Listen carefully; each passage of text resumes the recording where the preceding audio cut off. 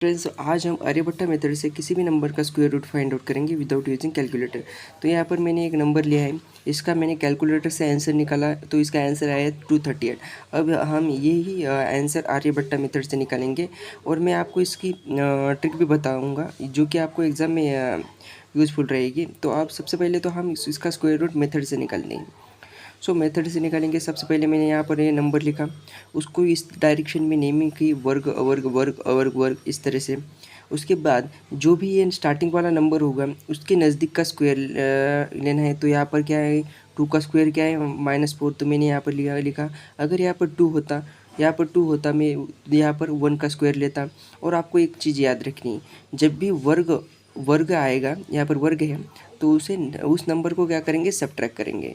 और अवर्ग आएगा, जैसे कि यहाँ पर 6 आया है तो उसे डिवाइड करेंगे, इतना याद रखिएगा। तो यहाँ पर वर्ग है तो वर्ग है, इसलिए क्या, इसके कारण क्या किया मैंने, इसको सब्ट्रैक्ट किया तो इसका आंसर आया 1।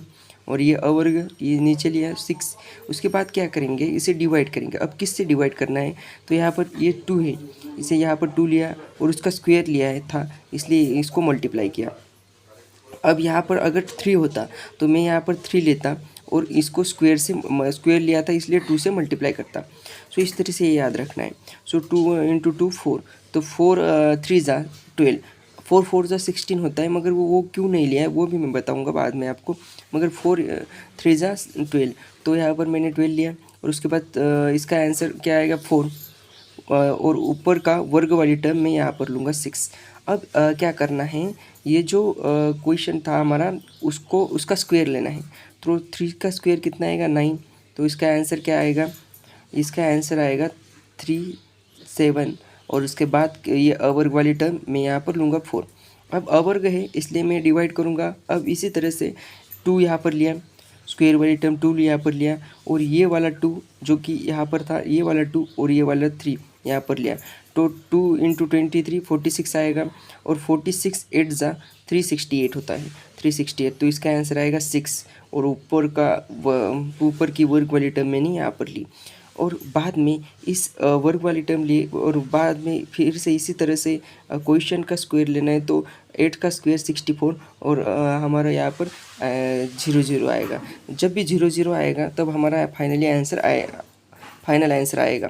तो यहाँ पर क्या करना है, बाद में जो भी स्क्वायर वाली टर्म है ये आंसर में लिखनी है 238, 238। सो इस तरह से हमारा आंसर आता है। अब हम ये कैलकुलेटर से करेंगे। तो कैलकुलेटर से क्या करना है, सबसे पहले क्या करना है, सो ये कैलकुलेटर की ऐसे किया तो इसका आंसर क्या है 238। तो मैंने यहाँ पर लिख दिया 238। बाद में क्या करना है, इसके नज़दीक का नंबर है 2, तो यहाँ आंसर में जो भी होगा फर्स्ट लेटर तो इसका स्क्वायर लेना है, -4। उसके बाद इसका जो भी मैंने बताया था 2 × 2, ये 2 × 2 क्यों किया मैंने आपको बताया। ये 2 × 2 4 आएगा। 4 से लेकर कहाँ तक जाना है, 3। यहाँ पर आंसर में 3, तो 3 तक जाना है और इसी का स्क्वायर लेना है। यहाँ पर स्क्वायर लिया, फाइनली इसका आंसर आया -9। तो -3 का स्क्वायर -9, तो इसका आंसर आया 37। और अवर्ग टर्म यहाँ पर ली 4। अब यहाँ पर 2, ये इसी तरह से करना है 2 × 23। अब 46 आने के बाद कहाँ तक जाना है, 8 तक। यहाँ पर मैंने 8 तक गया, 46 8 ज़ा 368, और 8 का स्क्वायर लिया। तो इसमें इस तरह से ये आंसर आएगा। यहाँ पर ये आंसर है हमारा 238। ये क्या पहले कैलकुलेटर में कीजिएगा, बाद में आपको कहाँ तक जाना है इसमें आपको हेल्प होगी। और यही आंसर फाइनली आपको लिखना है एग्ज़ाम में। सो इस तरह से आप कर सकते हैं। So thank you for watching this video.